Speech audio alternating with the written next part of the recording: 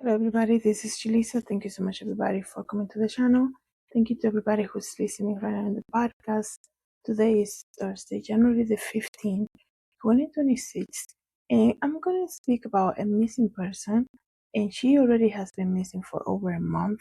So this is very sad, you guys, and it really it kind of like it touches me very personal because, as you guys know, maybe you didn't know, my mom suffered from Alzheimer's. So right now I'm going to talk to you guys about a missing woman that also is suffering from Alzheimer's, and she has been missing for over a month, like I said. So it's very sad, you guys. Before I continue, I want to say thank you to everybody who has been listening and watching using Spotify. I also want to apologize for the past couple episodes. The video quality has been very bad. I trust me, I tried to fix it, and I just discovered I was using the camera in a different mode, so that's why the colors are very off in my previous video episodes that came through Spotify. So I'm going to apologize for that. Should be fine now, and I want to thank you guys for listening and following the podcast on Spotify. It helps me as a creator. You can just follow it. Every time I make a new episode, you get a notification. Also, leave a comment. And if you want to know more about me and what it is that I do with JulissaDesigns, the brand, you can just visit my website, JulissaDesigns.com.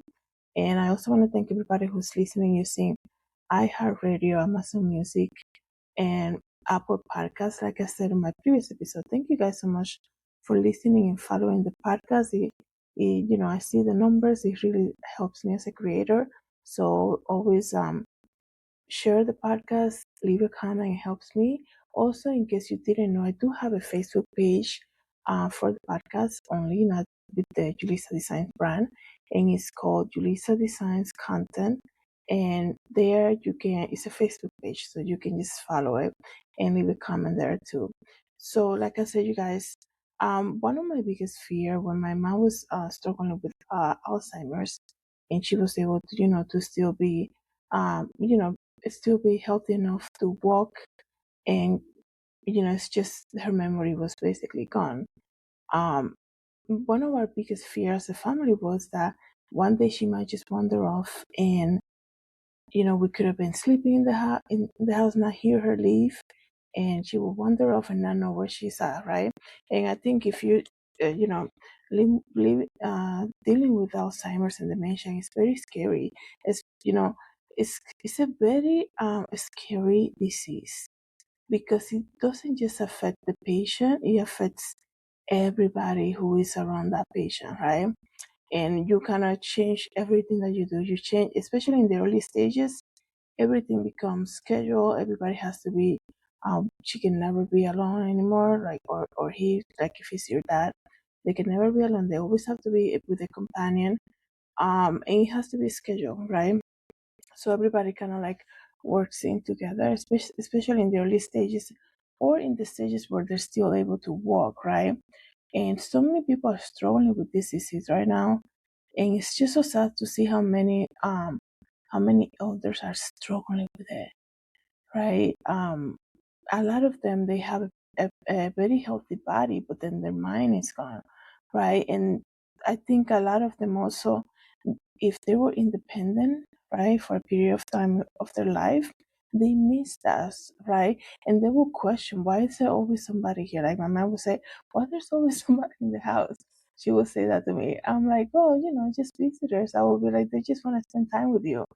Um, this is in the early stages, and it was done for us as a family for precaution. Obviously, we didn't want, like I said, our fear was for her to wander off and we're not knowing where she is, especially the language too. She doesn't even, she didn't speak English. So right now, like I said, there is a woman with Alzheimer's, 79 years old, okay? And she has been missing since, let me just read to you guys, okay? And I'm gonna put her photo here so that you guys can see if you're in the area. If if you travel a lot, from the tri-state area to New York City, you take the train, you see somebody, just wandering off or just sitting in the corner. The family doesn't know anything right now, right? and that's why they're bringing out this awareness, putting out a press conference, and still searching for the missing loved one.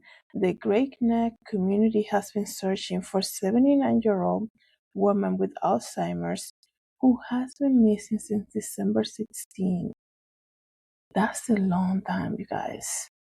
Like right before Christmas, she went missing and still has not been found. And in her name, and I do apologize if I'm mispronouncing the name, her name is Shua Hua Xu, who was reported missing by her family. They had posted on Facebook that she was last seen near the Temple of Israel of Grey Neck and have called on people in the area to assist in the search. Nassau County Police say that Sue is an Asian woman who is 5 feet tall, weighs 95 pounds, and has brown eyes and gray and black hair. She was last seen wearing a red jacket, dark pants, and shoes. So, red jacket and dark pants, okay? Her son, says here, Kian, her son posted that her suspected route on Facebook, she was traveling through the Great Neck Peninsula. And his wife said they posted videos and photos of her in the Great Neck location. And there's a photo of her walking through the residential neighborhood. So they were able to take, I guess, surveillance photo of her walking through the neighborhoods. They posted an update on December 22nd thanking those who have helped in the search, but that she has yet to be found. Okay, and they're asking for any information about her whereabouts to contact the Missing Persons Squad, and this is their phone number, 516-573-7347. Okay, like I said, I'm gonna put a picture of her. I mean, it's a very long time. And a lot of people, most of the people, right, that have Alzheimer's or dealing with dementia, they are on medication and they need to take that medication, right? And it's been so long. And I'm trying to see, I just read this, like I said, this article early today, and I was like, oh wow. And then I didn't realize she was missing since December 16, and still no, she has yet to be found. And I'm making this video to create awareness, okay? Like I said, when I heard this, I was like, I immediately connect with it because of what my mom went through. It's a very scary thing, right?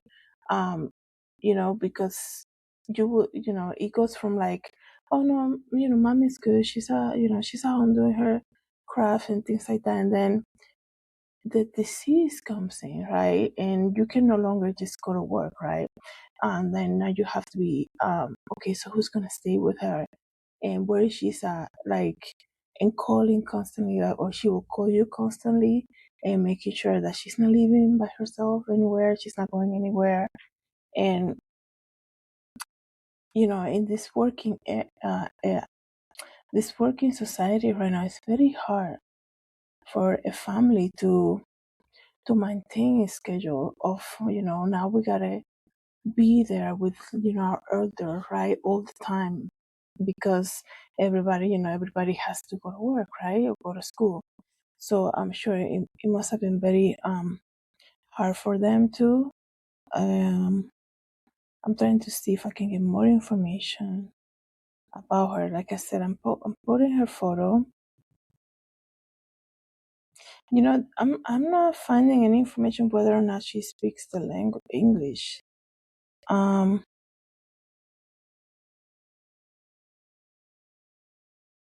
Okay, so here's more information from the family. They say she walked off a few times, but we have been lucky, said her son. I think time is not on our side, but we're not giving up on hope. On our search, and we're going to continue until we find her. The family is growing increasingly concerned as time passes, but they remain hopeful. She's resourceful and hopefully she will find a shelter. He told the news. So family members have distributed flyers to delivery drivers, postal workers, and neighbors in the area asking for residents to check sheds. It's so sad because um it's so sad to even say that. It's so crazy because um it's so cold outside right now. And they're saying, to check sheds and garages and backyards in case she's looking, she was looking for shelter. 5 feet tall, 95 pounds, and has gray hair and brown eyes. And she was last seen wearing a red jacket and dark colored pants. And okay, so here's the language thing that I was questioning. She primarily speaks Mandarin, Chinese, and speaks limited English. Police said authorities added that she might attempt to travel towards the Bayside area of Queens. So she might attempt to travel towards the Bayside area of Queens. So maybe she has a family member in the area, and maybe she remembers doing that before her memory. Because a lot of the times in Alzheimer's patients, they kind of like come back. It's so strange. It's almost like they come back and they remember things. And then there are moments when they don't recall anything. So she might have memory of going through that area maybe in the past when she was better, where her memory was better. So that's why they're saying maybe that's where she was headed. So she speaks limited English and mostly Mandarin, and she was wearing dark colored pants and a red jacket. Like I said, I'm gonna put the her photo and the phone number that you call, and it's been a very long time for her to still be missing. So the phone number is 516-573-7347. And she went missing around 3 p.m. on December 16, walking on the Oak Lake Place in the village of Great Neck, New York. And due to her Alzheimer's and dementia, of course, she's considered an endangered adult who might be disoriented and in need of medical care. So, let's help this family out. And thank you guys so much for coming to the channel. Thank you to everybody who's listening in the podcast. Have a good day, everybody. God bless.